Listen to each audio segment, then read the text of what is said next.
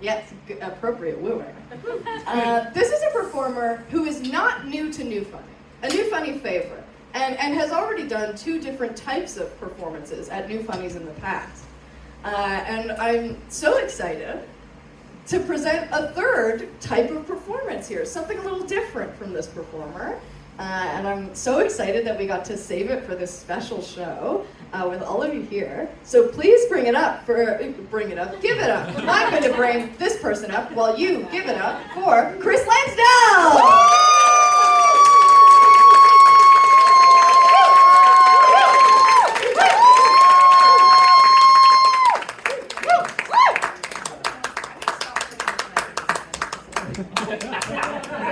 Hello, Katie Warren, everybody. Yeah, so we're doing something different. First of all, happy International Men's Day. That is a thing. In the middle of November, we're bringing awareness to men's mental health. I've stopped shaving at great personal discomfort to help bring that awareness and how important it is that men are able to talk about their mental health. Too many men don't take care of their mental health because of the stigma. So let's get that one out of the way nice and early. You know what I've heard 0 of today is women going, well, how come we don't have our own day? So maybe think about that, men. I've always thought that only famous people should write memoirs. And I held that belief until my therapist said, you should write a book. And then my therapist said in a few sessions later, no, don't write a book, you need your own sitcom. And which would be great if it wasn't just my day-to-day life we were talking about. Not sure what that says. So what I figured I'd do is tell you some stories that I've told my therapist that just left her going. And when someone with 10 years of schooling and infinite student loans looks at you with that face, you probably got something worth sharing with a larger audience. So we're going to do a couple. One's slightly mushy and one is a little funnier. So we'll start with the mushy ones. I don't want to leave you on a downer. So the Red Hot Chili Peppers have their seminal classic, Under the Bridge, right? And one of my favorite lines from that song is, I don't ever want to feel like I did that day. I'd sing it, but you'll thank me for not. I went to school in Barbados, which, apart from having beautiful beaches and wonderful weather, is not known for tolerance or a liberal society school. I was not a good kid. I think a lot of us fall into that category sometimes, but I was a particularly troublesome child at school. And at school in Barbados, capital punishment is still a thing. So you put too many feet out of line, there's nothing but the headmaster getting a cane out for you to tell you that you've put too many feet out of line. That's the sort of place I went to school. I had some friends at school, very few, but I had this one particular girl in my first year of secondary school who had a massive crush on me. This is a very rare occurrence even today. I was not interested, which is also a very rare occurrence even today. But I was not interested for all of the wrong reasons. This was a wonderful human being, but I was a 12-year-old, so I was shy. And then the second year of high school happened, and never has the term glow up been more appropriate than what happened to this young lady, who we shall call Anna. That's not her name. Anna got incredible. Same personality, but she's now stunning to go along with it. So of course now, Chris is interested.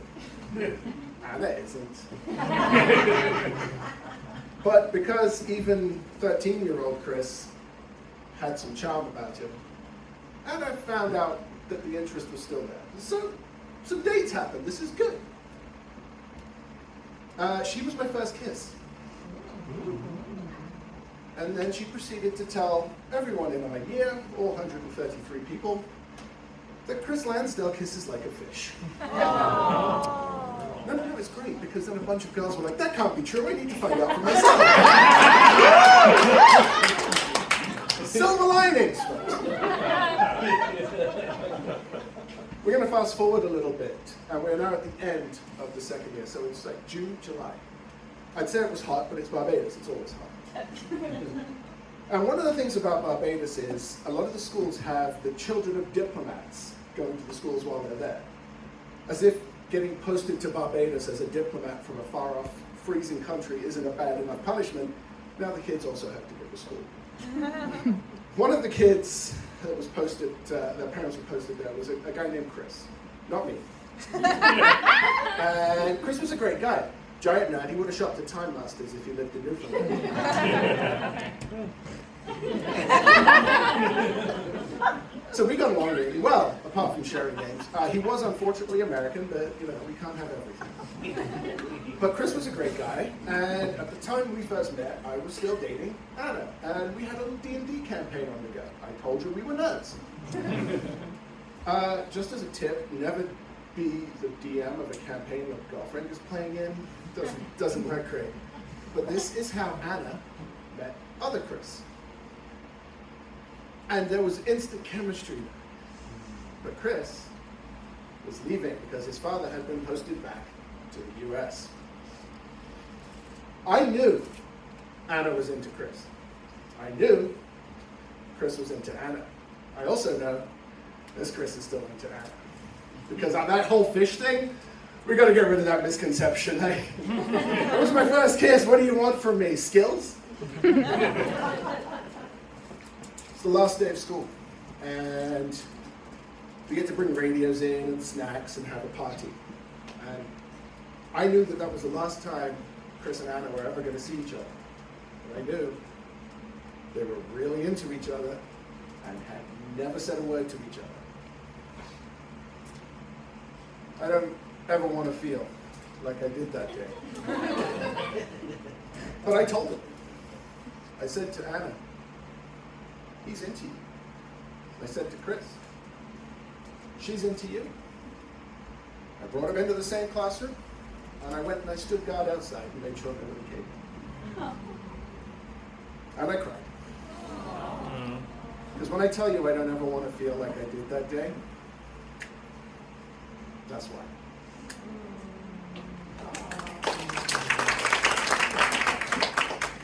They're not married or anything, unfortunately, but I thought it was kind of cool.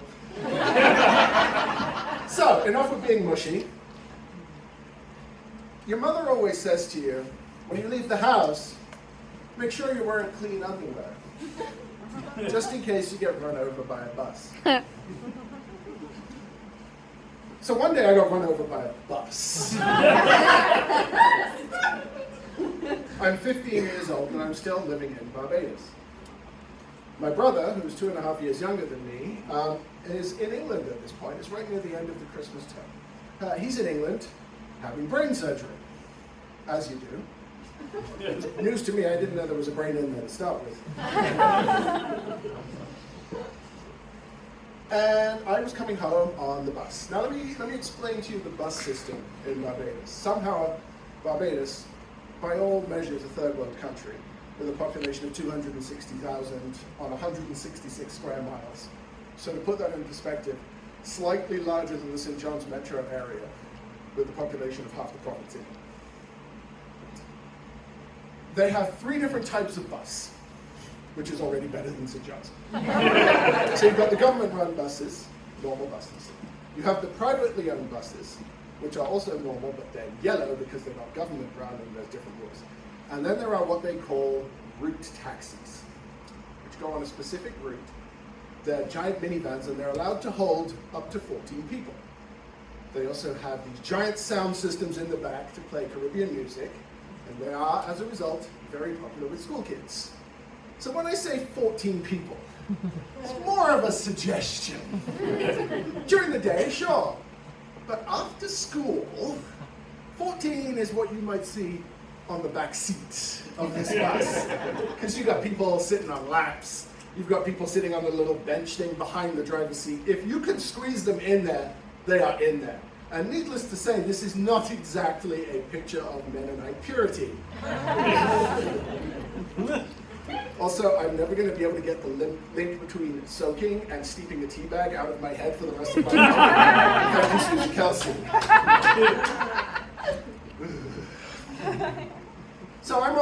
buses. This is a normal occurrence for me. And I am sitting right at the front on one of those aforementioned little benches.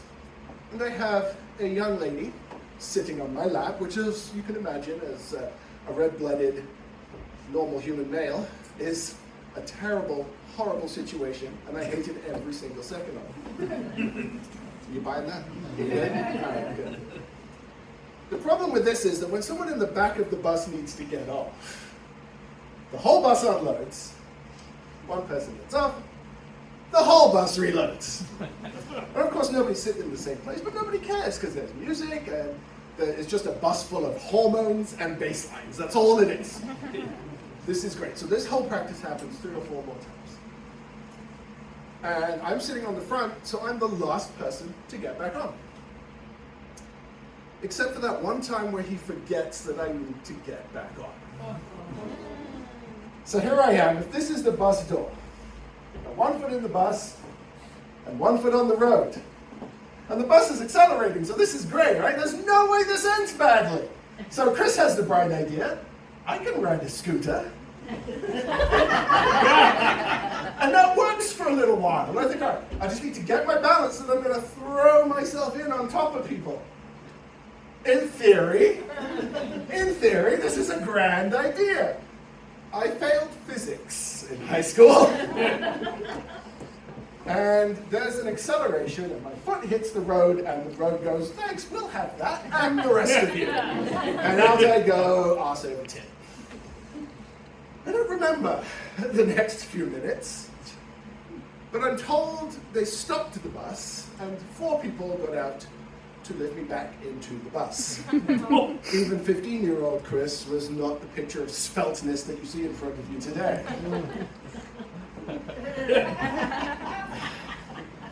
Even my bathtub has stretch marks. So, I am now in a bus, having just fallen out of it. I have no clue what's going on, where I am, who hit me, what day it is. And apparently, I tumbled, my head hit the curb, the bus went right over my legs, and then they stopped the bus. And the only thing that kept me from shattering every bone in my body is that I went completely limp. So they pulled me back into the bus. I have no recollection of anything up until the conductor looks at me and says, big man, you all right? A 2,500-pound death machine with 20 people in it just ran over my legs. No.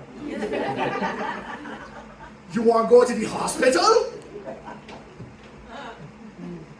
That's to translate, would you like to go to the hospital? But I can't say yes. There are teenage girls on this bus. No, I'm fine. You sure? It's just around the corner. It's just around the corner. All right, just drop me off. So they said they will drop me off at this doctor's office, regional clinic, whatever. Then, big man, you want back your bus fare?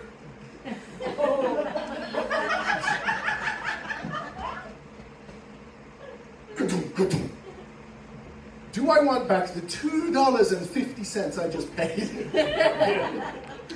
for dying? You know what? Sure. So, to recap, my brother is with my mother in England. That's an 8-hour flight from Barbados, by the way. Getting brain surgery.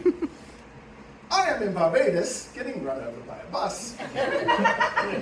My grandmother, who is home, is a former nurse, and also, if she were a wrestler, she would be the ultimate warrior. But what we hadn't reckoned with was her ability to be a nurse.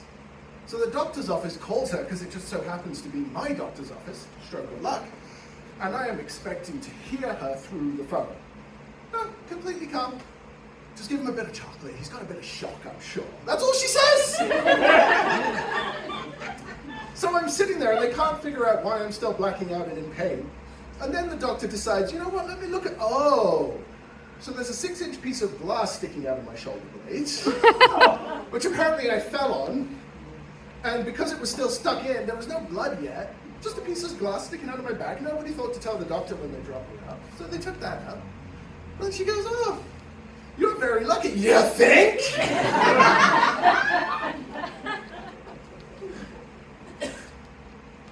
Fortunately, I was wearing clean underwear.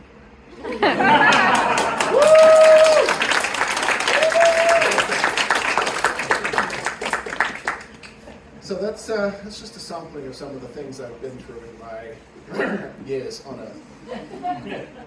And I'm going to be doing more of these if I'm allowed on stage ever again.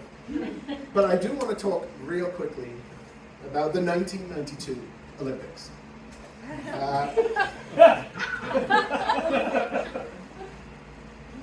I am very aware that half the room was not born when this took place. Get off my lawn. The 1992 Olympics were my personal gay awakening.